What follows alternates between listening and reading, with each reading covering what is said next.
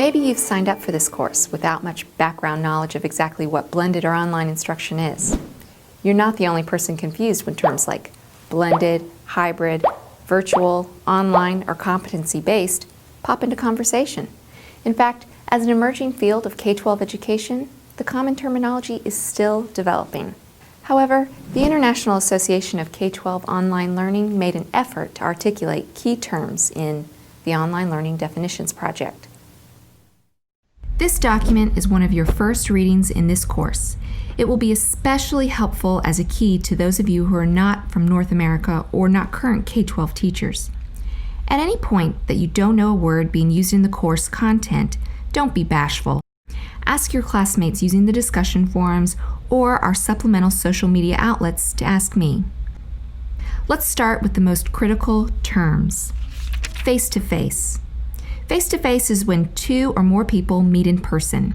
Traditionally, our classrooms have been entirely face-to-face instruction with teachers and students in a room at a school together. Online learning. Now, this one may seem obvious to you given the platform you're accessing this video. However, not all translations would make this obvious. Online learning is instruction that takes place primarily over the internet. Blended learning. This is the term that may be new to many of you. Blended learning is the combination of the two. Some learning takes place face-to-face, and some learning takes place online. However, there are numerous models of blended learning taking place in classrooms across the globe. Let's take a look at the International Association of K-12 Online Learning's graphic titled The Defining Dimensions of Blended Learning Models.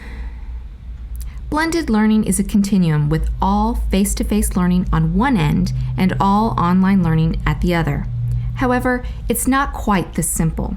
As you can see in the graphic, other factors influence the degree of blended learning, including characteristics of instructional models, student-centered instruction, and school considerations. When considering characteristics of school models, first think back to a recent face-to-face class you took. Were any of the materials available online? Maybe one website or a learning object. A regular quiz? Grades? The amount of the instructional materials, resources, and assessments surely varied for all of you.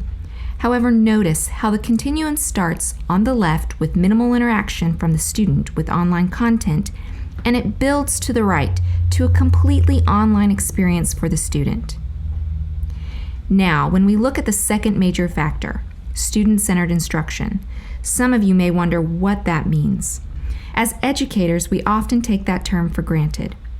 When we engage the student in active participation to encourage deeper understanding and long-term retention through projects, problem solving, or collaborative tasks, we are taking the teacher off the lecture stage and making the student the center of the learning experience.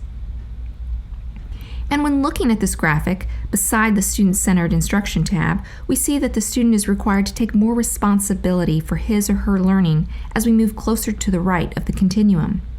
But the opportunity for an individualized instructional pathway opens up as well.